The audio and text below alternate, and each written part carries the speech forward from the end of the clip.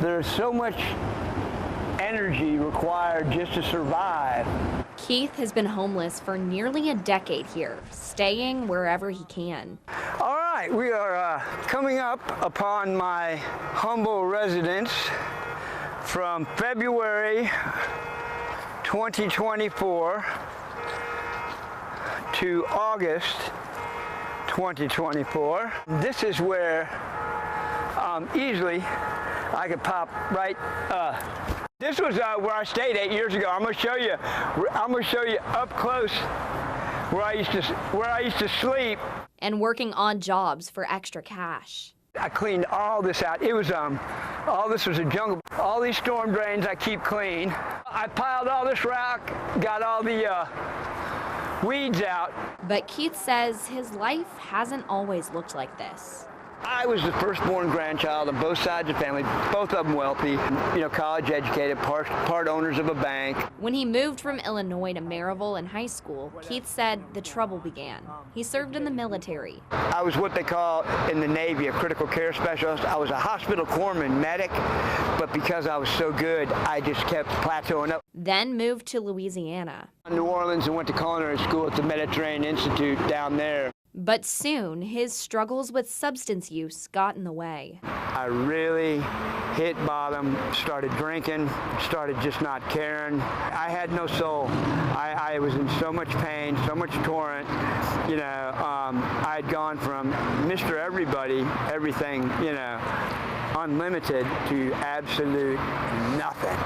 And it sucked. Did a lot of cocaine every day. I did more drugs.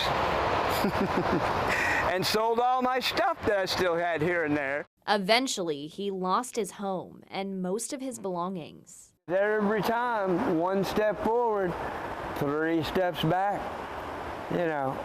Lost my car, my health. It just, clean and sober, and then you got debt and no vehicle.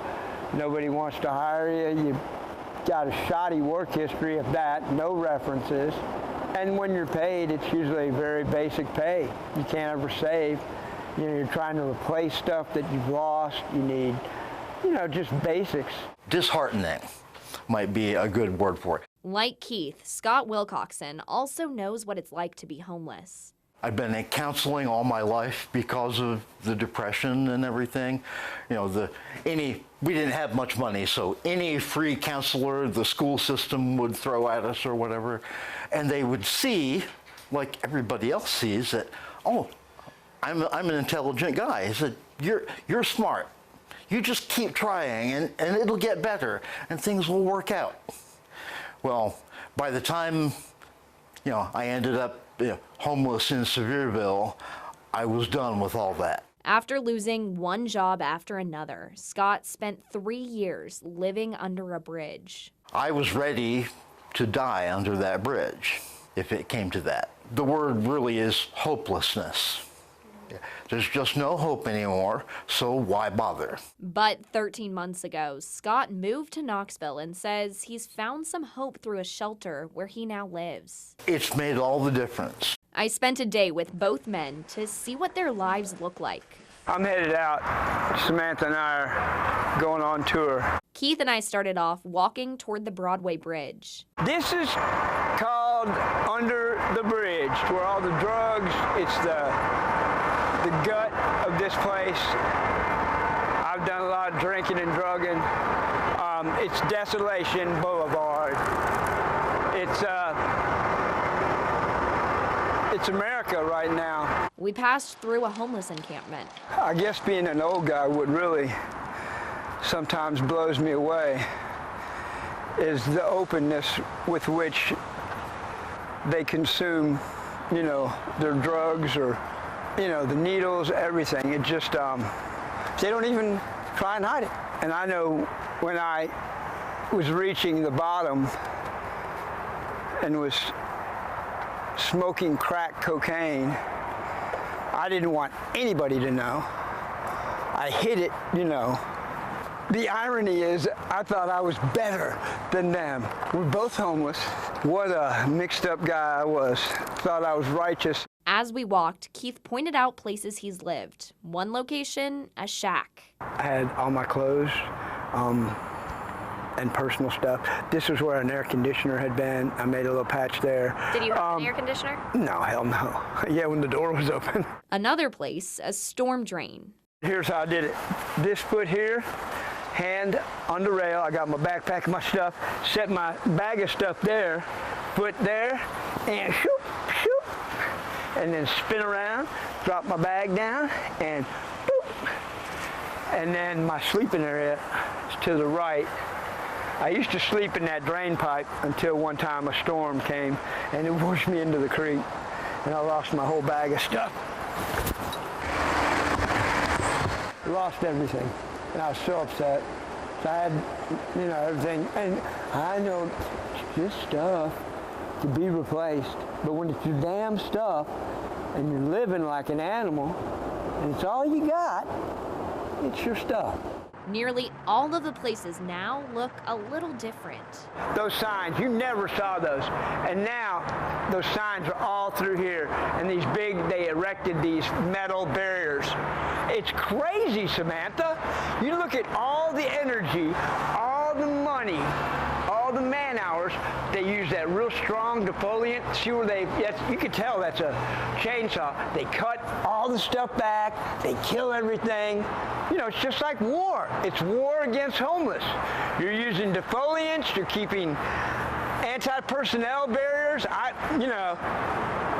hate it to be out here nowadays. But Keith says he understands it. Knoxville is a very, very tolerant, a very giving population.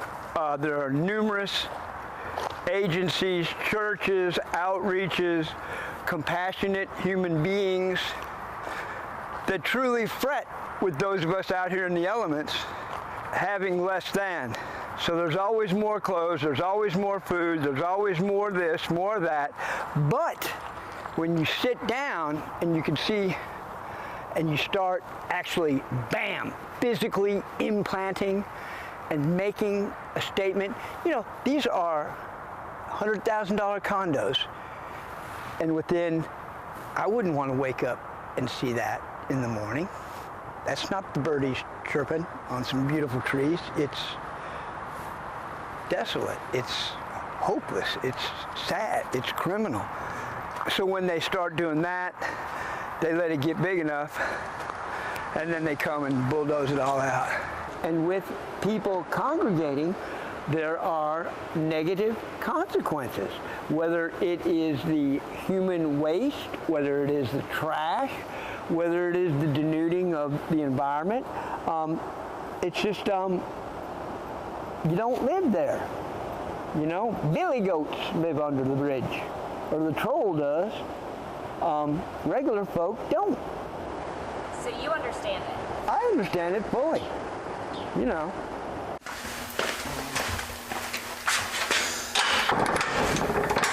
Everything Keith owns is kept in a storage locker. When I'm out and around, I try and see if I see something that's tossed away that I can use. He's learned tough lessons in his time on the streets. The homeless navigate this for, anonymity. It's less cops, less people. There's always weapons around, too. I was going to show you. You can reach and grab a weapon anywhere and have something, quick, cheap. What's been the hardest part of all of it? I don't know, just the fact that it never ends. And the part that still leaves him emotional. The pain that I've caused my family, most of all. I've caused so much disruption, sadness in my family that I just, they did everything for me, Samantha. They did everything for me that could possibly be done. And I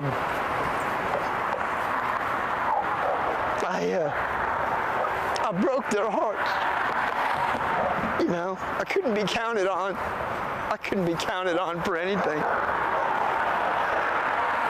you know, set maybe another fast, quick lie.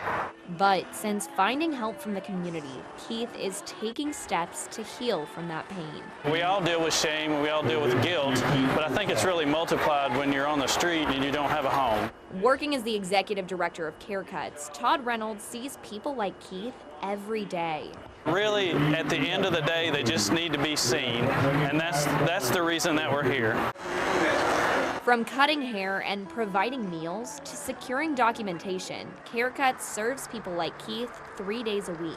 If you are walking down the street or you're driving down the street and you see someone that's homeless, just know that that homeless person is probably more scared of you than you are of them, because they are very desperate at that point and they just are trying to figure out their basic needs. There is really nowhere to go. A society that's based on the idea that you have a home to go to doesn't leave a lot of places for people to go. But just over a year ago, Scott found Knox Area Rescue Ministries, where counselors helped him get medication for his depression and anxiety. I went back to the people I was talking to, folks who gave me the medication, and said, I feel so much better. I said, now I can work on this. I need somebody to talk to. They said, here's an appointment for a therapist. And it's been onward and upward from there. He sleeps at Carm and starts the morning off by leading a devotional. As Moses had ordered. There's one other thing that made a little bit of difference, even before I really started the medication, was that I realized I was around people who cared. He spends most of his day with those people at Carm, either in the courtyard or at meals. Then Scott takes a class through the Launch Point program. It's a 30-day program of stabilization where we'll bring in 15 to 25 homeless folks. We'll bring them in a loving, caring community where we get to know them in small groups, small group tables. We'll let them know that we see them. They're not invisible to us.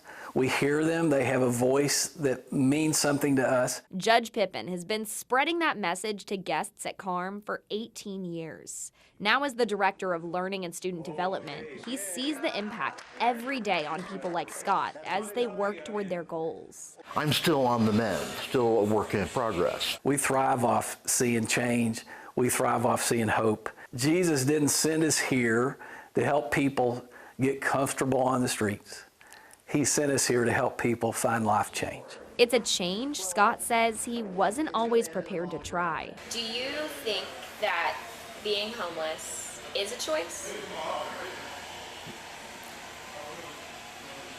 I would have to say yes.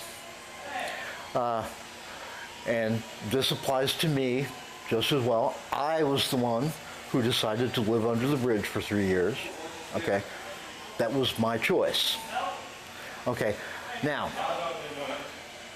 I didn't really know what else to do, but if I had been interested enough, perhaps I could have gone out there and found more resources. It was my choice to stop trying. Okay, and that's the unfortunate thing. When you make bad choices, you usually have fewer and fewer choices ahead of you, and they're usually bad. Once you start making good decisions, you get more and more choices, and from there, you get more and more opportunities. Scott tells me he found many of those opportunities through Carm, including a chance to help out through teaching classes and folding laundry. One of their main sayings that they use for Carm is that rescue plus relationships equals restoration. Scott tells me those two ingredients are key. They know how important the personal touch is. The homeless are so lonely and so at the end of their rope, as it were, in not knowing what to do. They really need somebody with a hand out to say, let me help you stand up. It's what Aaron Reed says the city and county are trying to do. Homelessness has been rising in our community. And so the city and the county, Mayor Kincannon and Mayor Jacobs both felt that it was time to collaborate and to have a solution that could cover both city and county. As the executive director of the Knox County Office of Housing Stability, Reed is working on a 5-year strategic plan to address homelessness in the area. It'll be a 5-year roadmap for how we can best use federal, state, and local funds to have a strong impact and reduce homelessness. The first part of that plan started with hosting 4 listening sessions to hear from people in the community of all ages, all backgrounds, some with homes, some without. One big takeaway is that people are concerned and frustrated about homelessness in our community. They're concerned about people experiencing homelessness, that they be able to find access to housing and resources. They're very frustrated about the effects of homelessness on their businesses, on their homes. They're frustrated with the mental illness and the substance misuse that they see among people experiencing homelessness, and they're especially frustrated that they want people who are homeless to be able to have access to services and a path to self-sufficiency. Another barrier, lack of accessible housing. At the systemic level, we are definitely aware that we have a housing shortage. You can see that in soaring rental costs. So that is one thing that we are talking a lot about in the listening sessions, is the effect that this housing shortage has on homelessness and cost of housing. Now, Reed says her office will use that feedback to meet with local service providers, law enforcement, and healthcare officials to figure out a plan, which will be available in late spring. People want a compassionate, practical approach that respects people experiencing homelessness as human beings and opens up a path to self-sufficiency. To work toward that, Scott says it's important to really understand homelessness. It's not as clear-cut as it would seem from the outside. It's more complicated. There are a lot of very intelligent, very, honestly, warm-hearted people here. They're beautiful people. From the outside, others don't look at them and see that. If you don't participate in kind of the culture of the homeless, that you would see that they're just as outgoing as you are, but at that point in their life, they're desperate and scared for things. I might say to folks that are watching, I'd like for you to picture yourself, and this is your entire life. That's all you have. No house, no car, nothing else in the world. And you feel totally broken from other social relationships. And you walk into a building with 300 folks you've never met. I would like for you to dwell on that a little bit. What would life be like? How traumatic would it be? How hard would that be? And imagine that there are 2,000 to 3,000 people around Knoxville that are living this way. It's all they have. And to reflect, especially pray, what would God do to folks in that situation? What would you like to have done to you if this was all you had in the world? And to reflect on that and to think about, is there something I can do to help those that are in that situation?